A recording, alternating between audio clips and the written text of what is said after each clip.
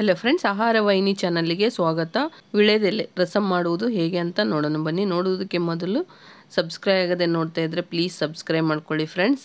ಇದು ತುಂಬಾ ಹೆಲ್ತಿಕರವಾದ ರೆಸಿಪಿ. ವಿಳ್ಯದೆಲೆ 8ರಿಂದ 10 ವಿಳ್ಯದೆಲೆ ಇದ್ದರೆ ಸಾಕು, ರಸಂ ತುಂಬಾ ಸೂಪರಾಗಿ ಬರುತ್ತೆ. ಇದಕ್ಕೆ ಒಂದು ಅರ್ಧ ಲಿಂಬೆ ಗಾತ್ರದಷ್ಟು ಹುಣಸೆಹಣ್ಣನ್ನು ತೆಗೆದುಕೊಂಡು ಅದನ್ನು ಚೆನ್ನಾಗಿ ತೊಳೆದು ಫಸ್ಟು 1/4 ಕಪ್ಪಿನಷ್ಟು ನೀರನ್ನು ಹಾಕಿ ನೆನೆಯಲು ಬಿಡಿ.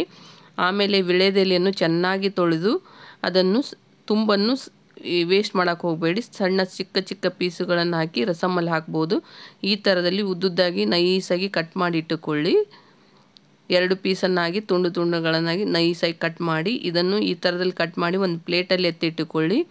ಹಾಗೆ ಮಿಕ್ಸಿ ಜಾರಿಗೆ ಏನೇನು ಬೇಕಂತ ನೋಡೋಣ ಬನ್ನಿ. ಬೆಳ್ಳುಳ್ಳಿ 10 ಪೀಸ್ ಬೆಳ್ಳುಳ್ಳಿ, ಅರ್ಧ ಟೇಬಲ್ ಸ್ಪೂನ್ ಪೆಪ್ಪರ್ ಮೆಣಸು, ಜೀರಿಗೆ 1 ಟೇಬಲ್ ಸ್ಪೂನ್, 2 ಟೊಮೆಟೊ ಹಣ್ಣು, 4 ಒಣ ಮೆಣಸಿಕಾಯನ್ನು ಹಾಕಿ ಇದನ್ನು ತರಿಯಾಗಿ ರುಬ್ಬಿಕೊಳ್ಳಿ. ಜಾಸ್ತಿ ನೈಸಾಗಿ ರುಬ್ಬಬೇಡಿ, ಚೆನ್ನಾಗಿರಲ್ಲ.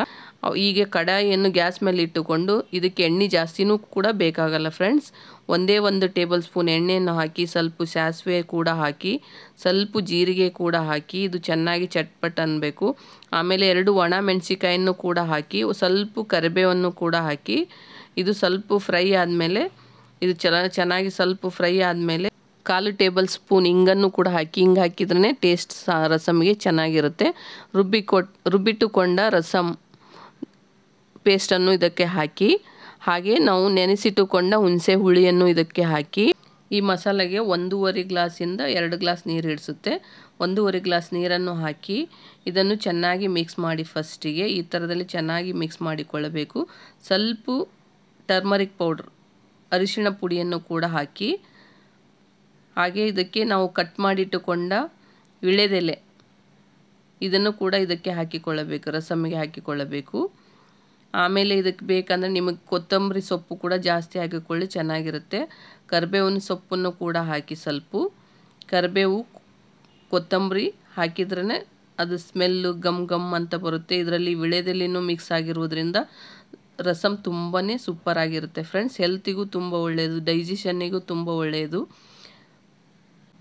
ರುಚಿಗೆ ತಕ್ಕಷ್ಟು ಉಪ್ಪು ಹಾಕಿ 1 ಟೇಬಲ್ ಸ್ಪೂನ್ ಉಪ್ಪನ್ನು ಹಾಕಬೇಕಂದ್ರೆ ಇದಕ್ಕೆ 1 ಟೇಬಲ್ ಸ್ಪೂನ್ ಧನಿಯಾ ಪೌಡ್ರ್, ಕೊರಿಯಂಡರ್ ಪೌಡ್ರನ್ನು ಹಾಕಿ ಚೆನ್ನಾಗಿ ಮಿಕ್ಸ್ ಮಾಡಿ. ನೋಡಿ ಈ ಥರದಲ್ಲಿ ಚೆನ್ನಾಗಿ ಮಿಕ್ಸ್ ಮಾಡಬೇಕು ಫ್ರೆಂಡ್ಸ್. ಇದು ಡೈಜೆಷನ್ನಿಗೆ ಚೆನ್ನಾಗಿರುತ್ತೆ, ಹಾಗೂ ಹಲ್ಲಿನ ಸಮಸ್ಯೆಗೂ ಕೂಡ ತುಂಬಾ ಒಳ್ಳೆಯದು ಫ್ರೆಂಡ್ಸ್. ಕೂದಲು ಕೂಡ ತುಂಬಾ ಒಳ್ಳೆಯದು. ಇದು ಒಂದು ಕುದಿಬೇಕು, ಚೆನ್ನಾಗಿರುತ್ತೆ. ಜಾಸ್ತಿ ಕುದಿಸೋಕೆ ಹೋಗಬಾರ್ದು. ಈ ರಸಮ್ಮಿನಲ್ಲಿ ವಿಟಮಿನ್ ಎ, ಸಿ ಇರುತ್ತೆ ಫ್ರೆಂಡ್ಸ್.